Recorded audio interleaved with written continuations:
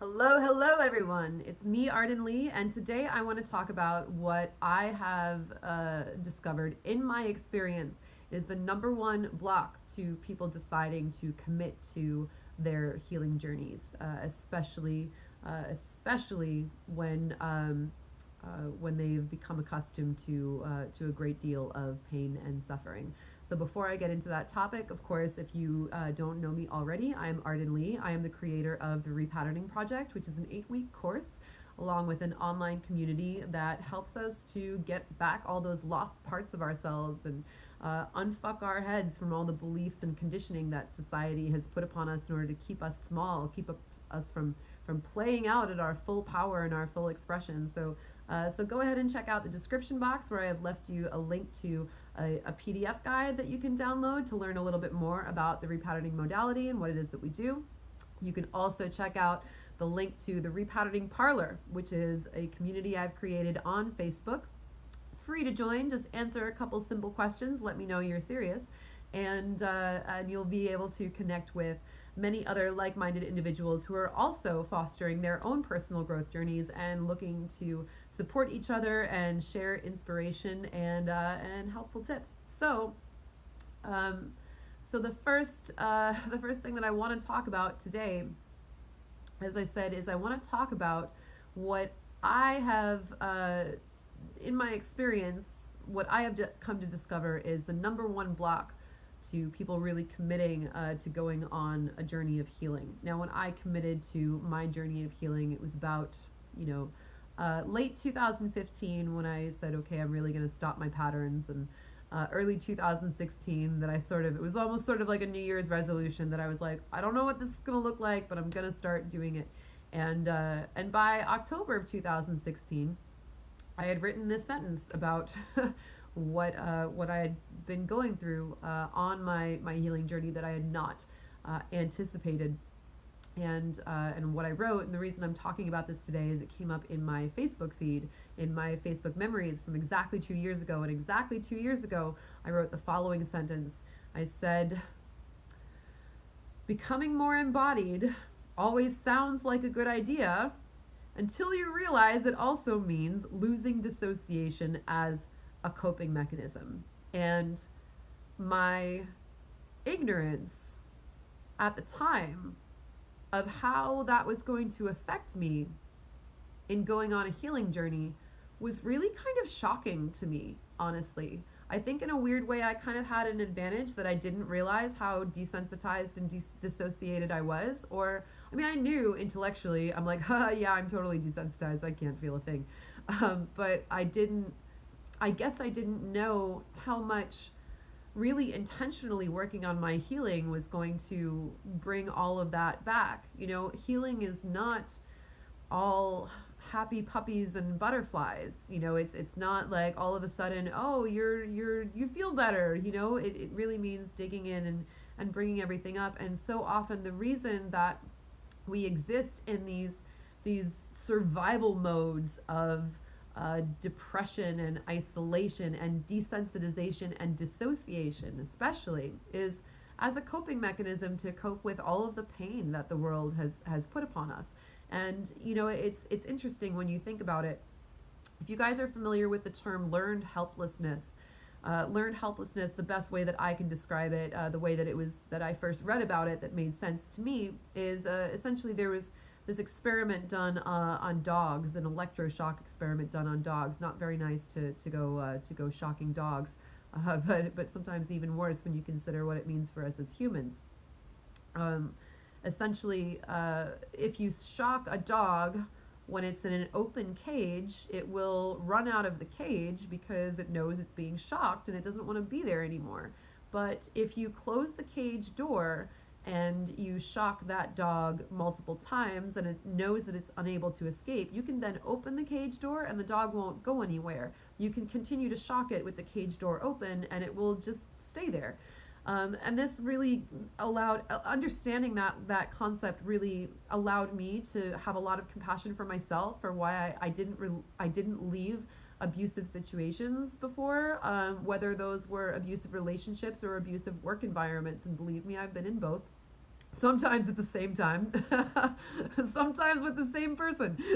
but but it's that theory of the frog in the boiling water. The idea that if you throw a frog into a pot of boiling water, naturally it's going to jump out. But if you put a frog into a pot of water and slowly bring it to a boil, it won't be able to know the difference that it's slowly boiling to death, and it will stay there. So one of the things that's really interesting about that is that, especially when we're children and we're up until the age of 18, when we don't even have autonomy for ourselves, we are often in those cages, like those dogs, in those electroshock environments.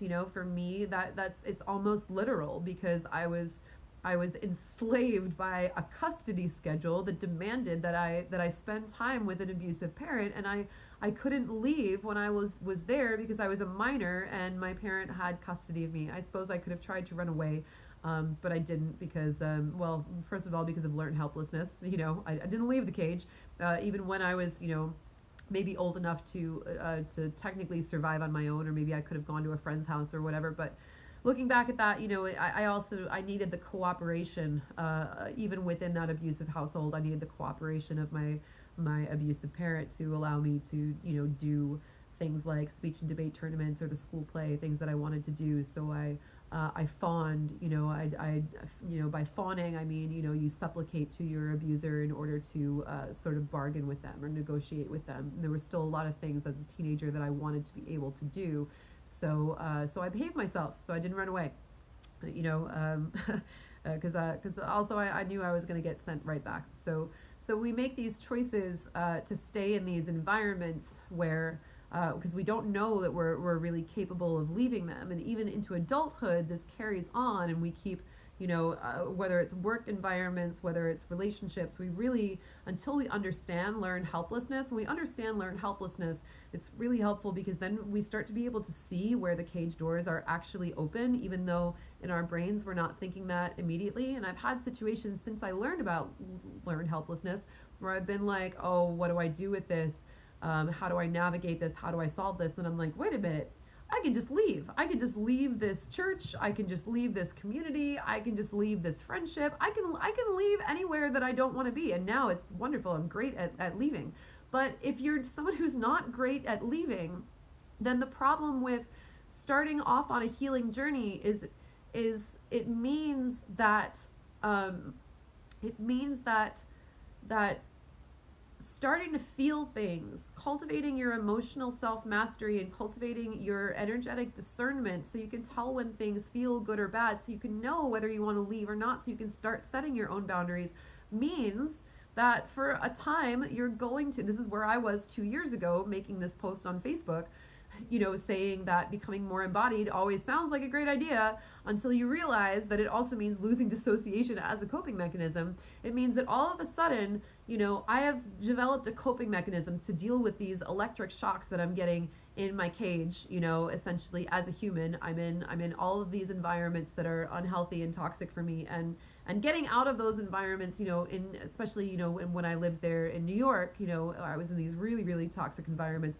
But even coming out to the West Coast, there were a lot of things going on in my life that I was still dissociating from, that I was still only able to function in because I was desensitized. And it was really painful, you guys, waking up and looking around me and suddenly realizing, like, oh my God, I don't belong here. Everyone is asleep. Everyone is in pain. Everyone is totally checked out. I'm too awake for this anymore. It's kind of like, I hate to make this comparison, but I don't really, but it is a little bit about, like, I hate to just like tell any story that makes me just seem like I'm like more woke than other people, because I'm not trying to prop myself up in that way, but it really did feel like Neo in the Matrix when he unplugs himself from the battery and looks around and is like, oh my God, like, where's everybody else? Like, everyone else is still in this environment, and they can't even really tell how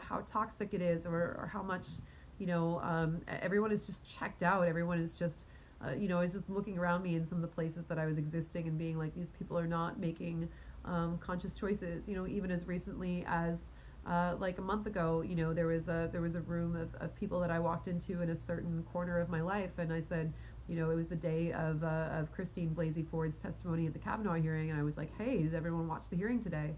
And they were like, what hearing? And I was like, what what planet do you live on that you're not that this is not something that all of your friends and family are talking about? How do you just go through life not being aware and not thinking about things? Are you kidding? Like, this is, how do you not, like, you can't even turn on the news, you can't even go on the internet without looking at that. How are you not examining this, right? So there's a lot of people out there who just kind of coast through life, and they just, whatever, they do what they need to do to survive, et cetera, et cetera. And so many of those environments require our dissociation, require our desensitization. When you think about capitalism, when you think about all of the labor that is out there, how many people are actually happy at their jobs versus how many people just swallow down their bad feelings in order to get through the day. I've certainly had a number of jobs like that. Whether it was an outright toxic work environment, or whether it was just something that I didn't want to do and somewhere I didn't want to be. Dissociation and desensitization can certainly happen from trauma. It can certainly happen due to serious environments of abuse, but I would argue that we also, as a society, we dissociate and we desensitize a lot just to kind of get through life and function while being able to kid ourselves about the meaning of whatever we're doing, or the fact that we're working our lives away for security that we don't really even have anymore. With the terrible economy and the job market the way it is, and not even being able to count on selling our time and our labor and our efforts and our energies for our survival. Having to constantly re-engage with work that does not fulfill us in order to even just pay our rent. Oh my God, we're the only species on the planet that pays rent to live here. So so it can be really difficult for people when they decide, like, hey, I'm going to embark on a healing journey. One of the things that keeps them from making that leap is an understanding that in order to get back into their bodies and start to feel things again and be able to cultivate that discernment in order to feel out what feels good versus what feels bad, is they recognize that a lot of the environments that they're in currently are places that feel bad. Or even if their environments are a little safer, it still means perhaps addressing their earlier traumas that are still stored in their body, in which they have not felt or processed completely, and that all of that is going to come up, and all of a sudden that they're going to be resensitized to the horrors that they had been through. So that's really pretty big and scary. And when I shared that memory out on Facebook today, and there were a number of people who were like, yeah, like, that's me, and that's why I'm not doing it, or that's me, and that's what I'm currently struggling with, and I'm not, I'm not there yet. That's why I haven't fully committed, or I've started this process and it's really difficult for me, but I'm going to stick with it, and I'm going to, like Winston Churchill says, when you're going through hell, keep going. I'm going to stick with it until I get to that other side, until it starts to feel better, until I've actually recreated my life. Catherine Bird, who is a shaman who runs the Healer's Process course and Open Your Channel, has talked a lot about her own awakening. And, she says, people expect to just have, like, after one ayahuasca ceremony, oh my God, I'm awake now, and now my life should just be brilliant and perfect. But the truth is, we have years upon years of bad decisions, years upon years of trauma, years upon years of living unconsciously that we have to reckon with when we do have that awakening that we now need to put right. And this idea that we're just going to move into our six-figure business, that's supposed to, just like where we're completely living our purpose and serving the world, and into that conscious co-creative relationship that's just going to be waiting for us the minute we wake up. And no, the truth is, we actually have to move a lot of density around that. We actually have to adjust a lot in our lives. We have to actually leave our cages and find a safer environment. We have to walk out that door once we wake up to the fact that we're in a cage being electroshocked again and again. And even once we walk out of the cage, we're going to have to lick our wounds for a little bit. We're going to have to heal.